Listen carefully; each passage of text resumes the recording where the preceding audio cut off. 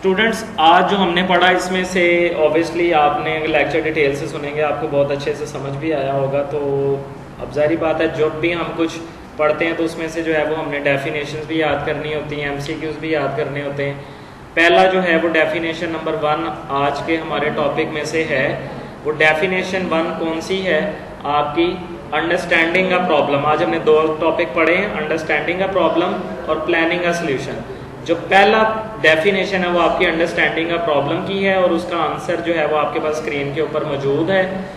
ये बुक के अंदर से इसका आंसर है, ठीक है। आप अगर अंडरस्टैंडिंग अ प्रॉब्लम के पॉइंट के ऊपर जाएंगे तो उसकी जो है वो ये 5 लाइनें जो हैं वो आपने बुक से याद करनी है। It is important to understand the problem before jumping into the solution of a problem. किसी भी प्रॉब्लम के सॉल्यूशन में जंप करने से पहले हमें उसको प्रॉब्लम को समझना लाजमी है। फॉर एग्जाम्पल अ रिडल और a puzzle can be answer only after clear understanding of a problem. Make it easier to solve and help to save money, time and resources. Understanding of a problem usually include identifications of 5 W's: word, who, when, where and why. ये हमने जैसे कि reading की थी पहले, तो उसमें जो है वो इसका आंसर मौजूद था। मैंने इसका आंसर सेपरेट भी आपको लिख के दे दिया है कि वो कंप्लीट पैराग्राफ याद करने की ज़रूरत नहीं है, आप इसकी ये डेफिनेशन इतनी ही याद करें। इट इज़ इम्पॉर्टेंट से लेकर वेयर एंड वाई तक, ये डेफिनेशन नंबर 1 है। डेफिनेशन नंबर 2 है आपकी planning a solution. Planning a solution का जो आंसर है वो यहाँ पे मौजूद है। After analyzing a problem, we formulate a plan that may lead us toward the solution of a problem. This phase include finding the right strategy, solving some of the strategies are planning a solution में कौन कौन सी strategies होती हैं, फिर बताएंगे जी। divide and conquer होती है, guess, check and improve होता है, फिर उसके बाद act it out, afterward, और इसके बाद prototype। आपके पास जो एक पॉइंट है वो इसके साथ नीचे इंक्लूड होगा। तो प्लानिंग का सोल्यूशन का आंसर कहाँ है? आफ्टर एनालाइजिंग से लेके प्रोटोटाइप के पॉइंट तक, ठीक है। या आपने इसको इतना ही याद करना है और हमेशा जो है वो जो आंसर आपका रेलिवेंट, जितनी लाइंस में आपका आंसर एक्सप्लेन हो जाए उतनी लाइन तक हमने उसको लिखना पड़ता है। कई स्टूडेंट्स ये करते हैं कि डेफिनेशन मार्क नहीं करते, जो उनको मार्क करवाई जाती है वो क्या करते हैं कि वो अपनी मर्जी से हर पैराग्राफ की पहली 2-3 लाइनों को लिख के समझते हैं कि उस पैराग्राफ की डेफिनेशन तैयार हो गई है, लेकिन ऐसे नहीं होता।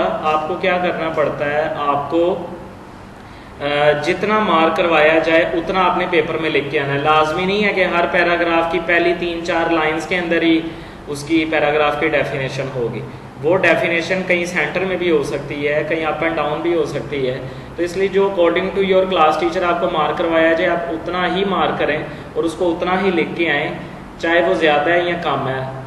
कहने का मकसद ये है डेफिनेशन में प्रॉपर आपसे जो सवाल किया गया है उसकी डेफिनेशन में, उसके आंसर में मुकम्मल आपने उसका बताना है। ये 2 डेफिनेशन आपने इसकी जो है वो याद करनी है और इन डेफिनेशंस को जिस तरह से मैंने जो है वो आपको जितना जितना मार्क करवाया उतना उतना आपने याद करना है।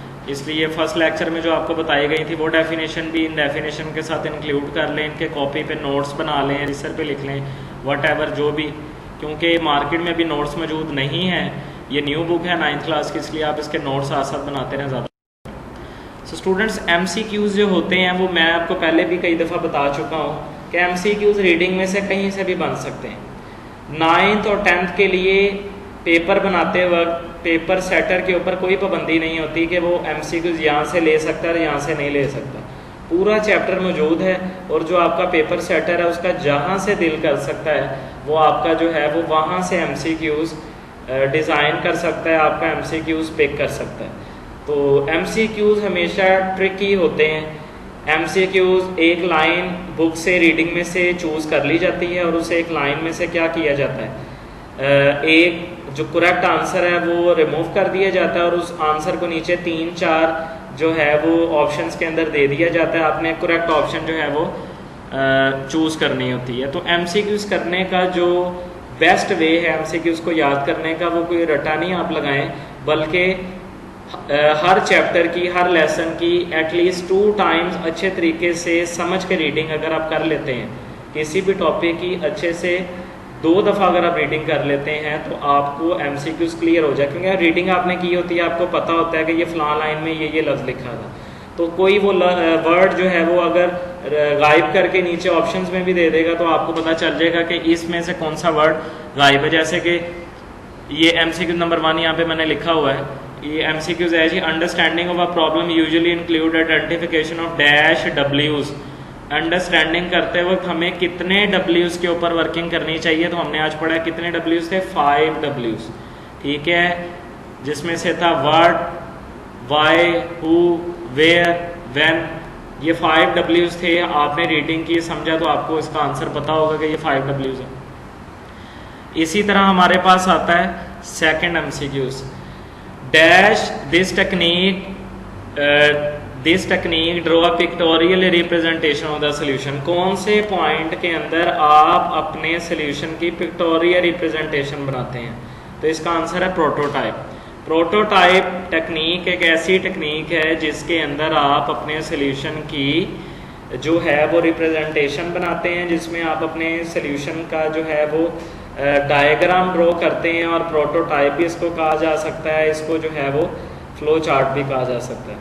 सो स्टूडेंट्स, एमसीक्यूज हमेशा जो है वो ट्रिकी होते हैं।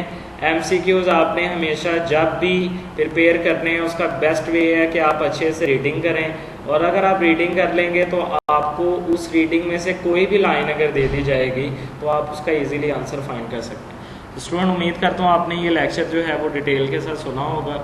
इसी तरह आप लेक्चर 1 लेक्चर 2 अच्छे तरीके से पढ़िएगा, इसके जो डेफिनेशन हैं उसको उसके अकॉर्डिंग याद कीजिएगा। तो इंशाल्लाह जो है वो अगले लेक्चर तक के लिए अल्लाह हाफ़िज़।